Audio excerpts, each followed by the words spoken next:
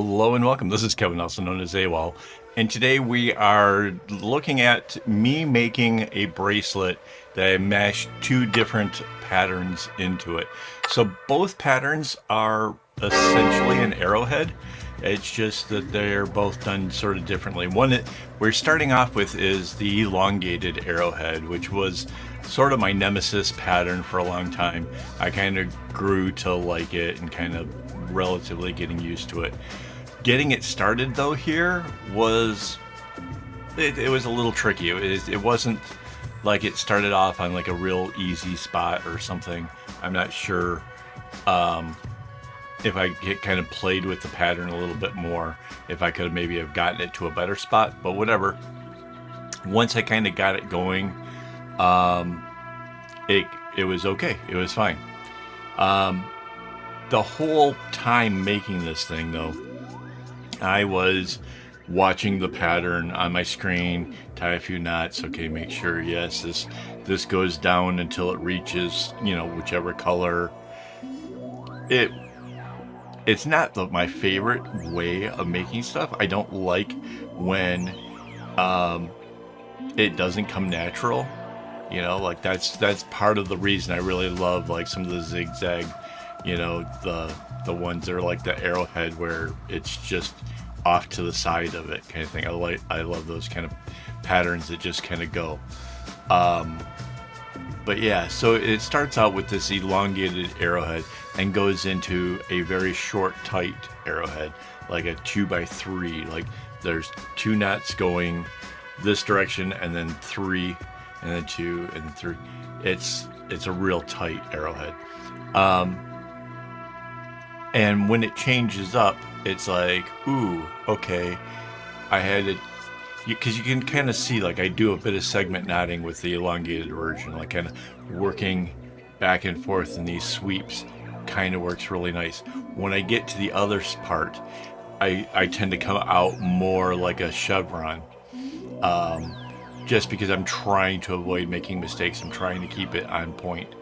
And yeah, it's like two very, very different systems, even though there are some kind of similarities in the overall, like what goes into these knots. But it really comes down to whatever it takes to not make mistakes and keep the knots tight and keep things looking good. Now, all this being said, obviously this is not a very easy bracelet. If I'm having to watch the pattern so closely, it's not a very easy bracelet. But that said, I put a great big diamond right in the middle of this thing, and I can't tell you how much easier that made doing that area of the bracelet. It kind of took me back to the early days of me making bracelets way back in like 88. I would just kind of go completely random, just throw everything at it, whatever I had, and get to the middle, make a diamond, and then try to make it symmetrical at the bottom half as what I already created on the top half. This forced me to have to use a lot of memory, studying it, trying to figure out which way things went, trying to guess where, what the knot did, so that way I could get a color to do the same thing it did earlier. It was a great fun kind of challenge, and a lot of this felt like that because of this big diamond in the middle. You'll see it when we get to it, but it's pretty cool. The other thing I really liked about this was the color choices. The light color green, the yellow, and the light orange all just kind of flow between each other, and there is this difference, but it's such a light kind of difference. It really just makes part of this. You'll see in the reveal of the bracelet, you'll see how there's a bit of a flow that goes on with it that's really, really super cool. And then it kind of goes into the red, and the red goes from red to that magenta, and then the purple, and a dark blue, and a dark purple, or dark purple than the dark blue. It all just flows so perfectly. It is so good. I love it. The bracelet itself came out absolutely beautiful. It took me just over 2 hours, like literally just a few minutes more than 2 hours to make the whole thing. That's about par for a 16 string bracelet, single stranded. That's yeah, it seems about normal for this. Also, it was made during a live stream. Well, most of it. The first part I started the night before, and then today was the live stream where I made it. And yeah, if you're like interested in seeing these things made in real time, have questions, want to see how it's done, you know, and be able to be like, okay, why did you do that there? Or why did you change up? That's something that you can do as a member of this channel. Membership is like $4 a month. It helps support the channel, helps keep me with string. It would really be a great thing. Speaking of, these are my current members. So if you want to join this group, it would be a great help to keep things going and keep the channel running the way it does. So thank you guys.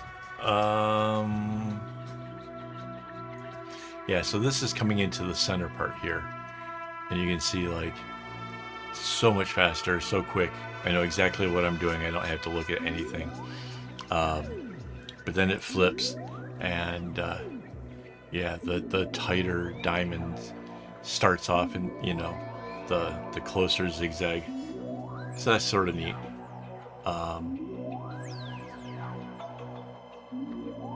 Yeah, I think I want to try this again.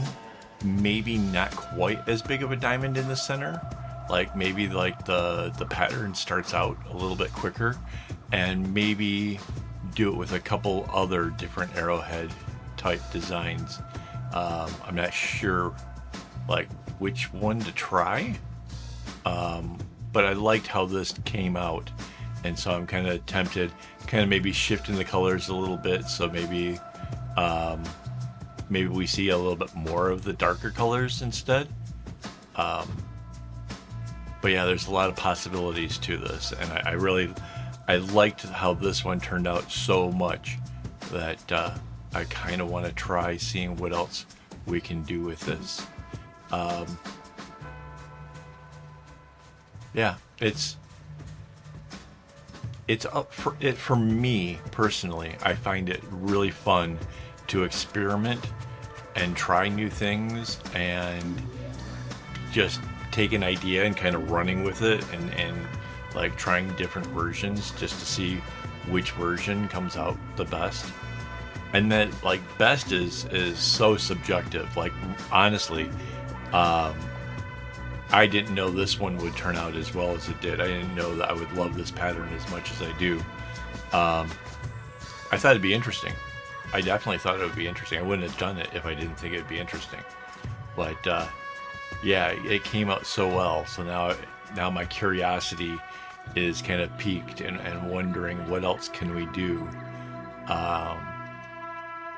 So yeah, that's something to look forward to. I honestly can't tell you, like, I have got no idea yet in my head. I think when I sit down with the graph paper and start to put it together, I think that's when we'll discover together what it's going to do, where the colors are going to go. Because I think realistically,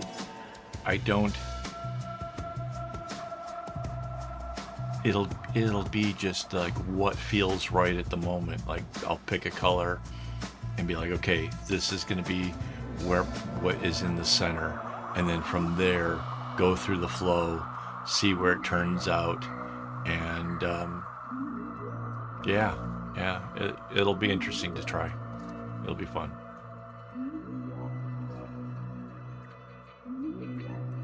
So I wonder, so this one had technically very, very tight zigzag in the middle, and then it went out to the elongated on the outside. So if I followed that kind of reasoning, I guess the other version could be the normal arrowhead starts out in the middle and then goes into the elongated afterwards again, you know, so it stretches out further. Yeah, that might be the thing. Again, don't know how it'll turn out. It'll be interesting. I have enough string to make 2 more bracelets out of these colors.